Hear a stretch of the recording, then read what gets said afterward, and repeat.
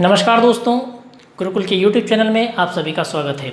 आज हम सीखने जा रहे हैं, पढ़ने जा रहे हैं एक नया टॉपिक जिसका नाम है सेल या फिर कोशिका।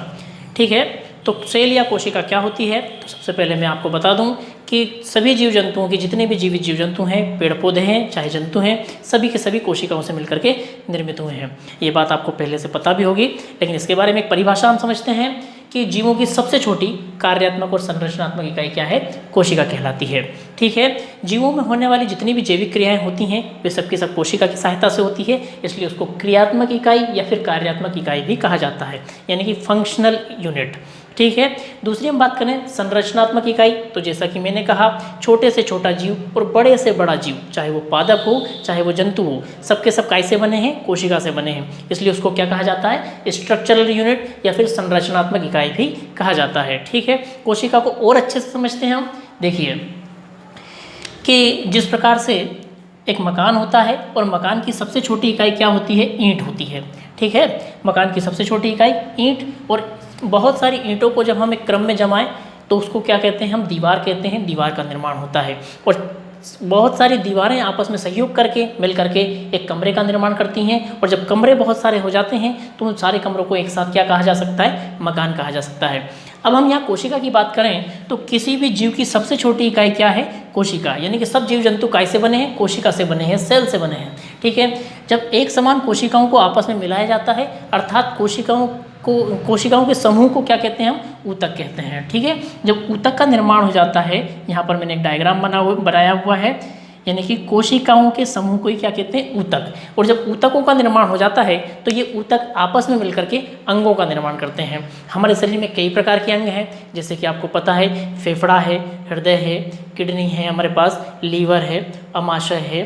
ठीक है, ये सभी हमारे क्या कहलाते हैं? अंग कहलाते हैं। और ये सारे अंग, जब कई अंग आपस में मिलते हैं तो अंग तंत्र का निर्माण होता है। हमारे शरीर में कई अंग तंत्र हैं, जैसे कि आपको बता दें डाइजेस्टिव सिस्टम यानी कि पाचन तंत्र, तंत्रिका तंत्र, उत्सर्जन तंत्र, और हमारे पास मतलब इस प्रकार के कई हमारे पास तंत्र हैं।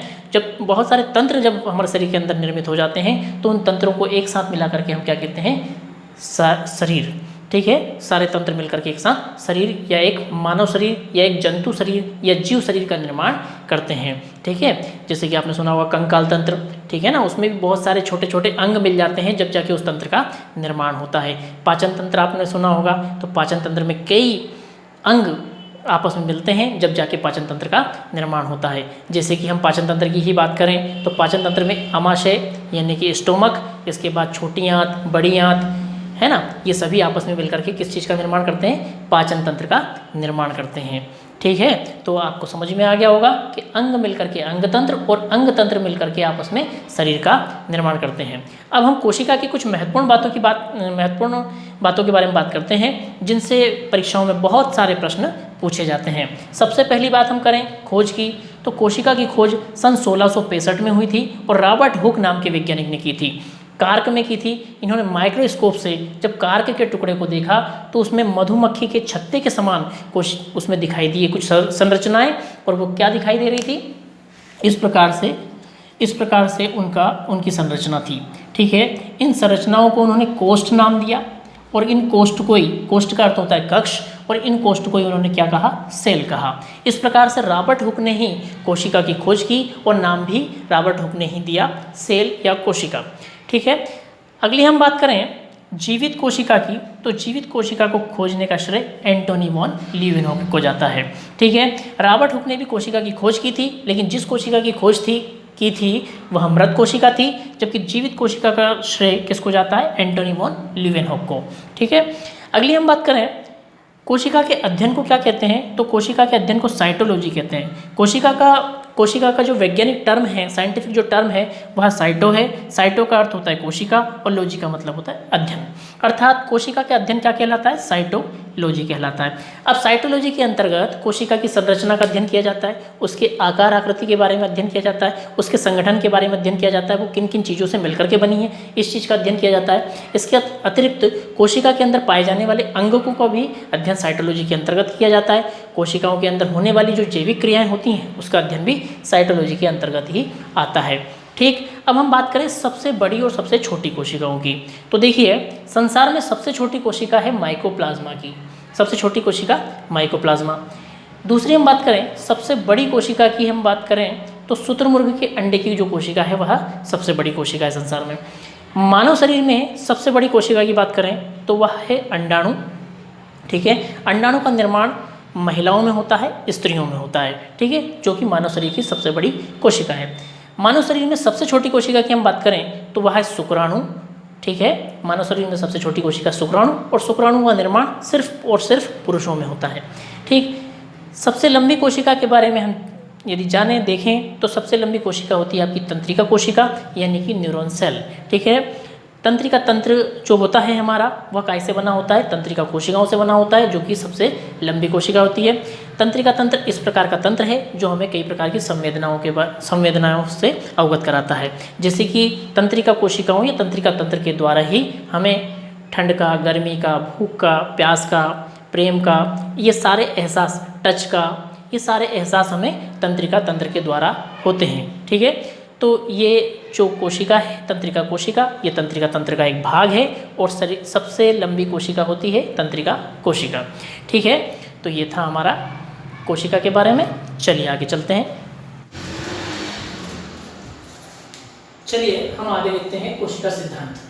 ठीक है, कोशिका सिद्धांत सबसे पहले हम देखते हैं तो इसके बारे में कोशिका सिद्धांत जो दिया, जिसने प्रतिपादित किया, वो थे दो वैज्ञानिक जिनका नाम था मैथियस स्लीडेन और स्वान। यही इसमें बहुत ही महत्वपूर्ण प्रश्न है, ये कई बार पेपरों में पूछा गया है कि कोशिका सिद्धांत किसने दिया, तो मैथियस स्लीडेन और थियोडोर स्वान ने। ठीक है, कभी कभी ये शॉर्ट में भी लिखा रहता है स्लीडेन और स्वान, ये दोनों नाम बहुत ज़्यादा प्रचलित हैं, इन दोनों नामों से ही प्रश्न आते हैं। कोशिका सिद्धांत किसके द्वारा दिया गया, तो स्लीडेन और स्वान के द्वारा दिया गया। अब कोशिका सिद्धांत के बारे में स्लीडेन और स्वान ने कुछ मुख्य बिंदु बताए, उनके बारे में हम देखते हैं यहाँ पर।